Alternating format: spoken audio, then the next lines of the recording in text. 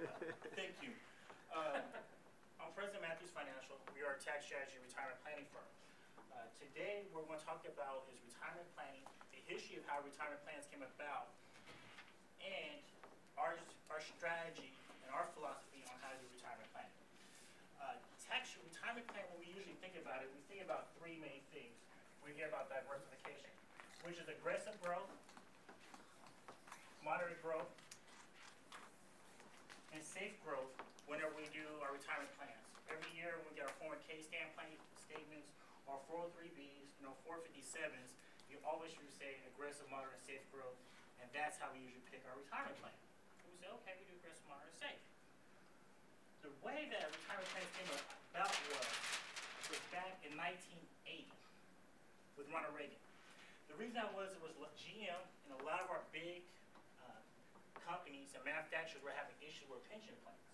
And so they came out with the 401k plan, the 403b, the 457, all our qualified retirement plans and the individual IRA. And the way these plans work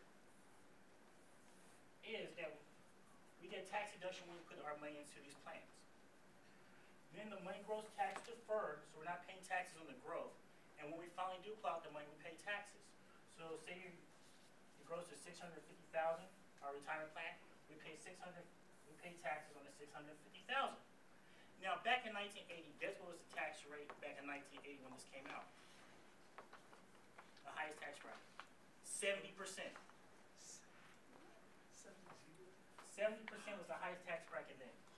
And guess what was the national average of taxes for the highest tax bracket throughout our history? 64.18%. This is our national average. And currently, right now, our highest tax bracket is 35% until possibly January 1st when it goes up a little bit to 39%. So these people who put the money in back in 1980, let it grow deferred when it was at 70%. Now, instead of paying 70%, is paying 35% on the taxes. Look like genius. Particular genius. Right? Genius. What are these same people are doing today now? And what our philosophy is, go ahead and pay taxes on the small dollar now. Let it grow tax deferred. And when we do retire with $650,000, that's how it's going to be taxed now. Tax-free. So if taxes do go up, you don't have to worry about taxes. Now, a lot of times people might say, Jason, what happens if my company matches? We always say, do as much as your company matches in your tax-deductible plan, but then the rest of it, you should put in these type of vehicles. What people ask, what type of vehicles are there available? One thing is, we could do a Roth IRA. But if you're a couple, you make over 160 grand a year, you usually can't qualify for the new contributions. Second type is, you can do a Roth IRA conversion, which is new this year, which is this. You have this $650,000. You can actually switch it over, if you have an IRA, over to a Roth IRA. But the only thing is, you usually have to pay taxes on it within 2 years, 2011 and 2012. Then the third option is also, what happens if I don't have the money to pay for the taxes? Can I pull out the money if I convert it over to this? I said, you can, but it can only come out of your savings unless you're old enough. And people say, what do you mean when I'm old enough? Say, for instance, you're below 59 and a half. You cannot pull out this money and fund a Roth IRA unless you're going to pay taxes and penalties. And everybody said, what do you mean taxes? Think about it. You have $1, right? The government is going to penalize you 10% federal off top on it for pulling out your money earlier. Then they're going to make you pay taxes on that money. And then the state of California is going to charge you 2% because our state's in turmoil and broke and giving out IOUs. And then they're also going to tax you on regular state income taxes. So really, when you say that, say for instance you have 100,000 inside your plan, or you want to roll over 100,000.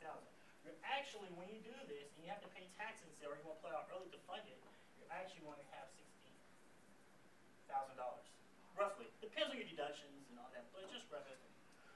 And what's your third choice? It's cash value life insurance. The reason that is for the tax value or Roth IRA is one thing, your money grows tax deferred, and it grows tax deductible. And when you pull out your money, it's all tax free. It's tax free for you. It's tax free if you pass away on time. It's tax free free all the way around. And say, for instance, you're in dire straits, you get laid off of work.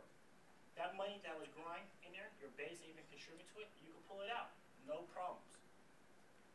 Compared to your 401k plan, your 403b, or your IRA, where if you pull out even your base principal, you have to pay taxes or penalties. Or you can borrow from it. Why am I finally saying, what happens if we borrow? The problem is this, if you borrow and your company lays you off tomorrow, you have to pay back that borrowed money earlier than you expected. Which is a horrible thing. So you're laying me off, I have to pay them back using my severance package, maybe if I get one, to pay it back. But the question is, it's really about how you feel about taxes. Do you feel like taxes are going to go up? Then you should do a vehicle like this. If you feel like taxes are going to stay the same, maybe you should diversify your portfolio. Have some in an IRA, some in 401k fund. And then have some in a Roth or life insurance to build up your tax-free. Or if you feel like taxes are going to go down, go ahead and contribute to your 401k plan where taxes do work. But when you consider that we have a war in Iraq, or we just got out of it today officially. First combat, we still have 50,000 troops there. We have Afghanistan.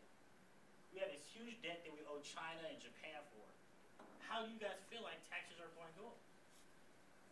Are they going to stay the same, go up, or go down? It's your choice. What we're just saying is diversify your portfolio so when the worst thing happens, you're ready for that situation. Any questions?